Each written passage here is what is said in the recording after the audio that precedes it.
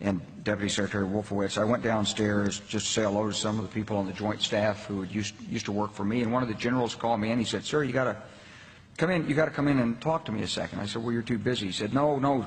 He says, "We've made the decision. We're going to war with Iraq." This was on or about the 20th of September. I said, "We're going to war with Iraq. Why?"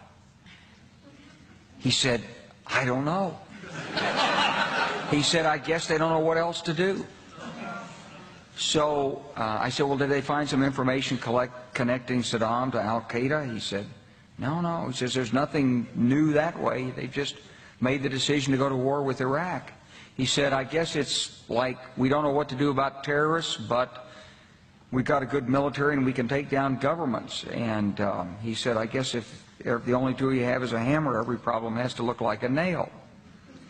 So I came back to see him a few weeks later, and by that time we were bombing in Afghanistan. I said, "Are we still going to war with Iraq?" And he said, "Oh, it's worse than that."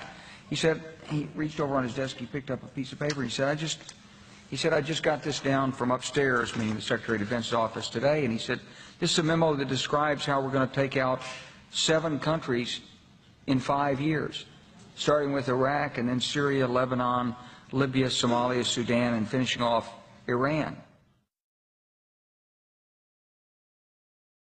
The truth is about the Middle East is, had there been no oil there, it would be like Africa.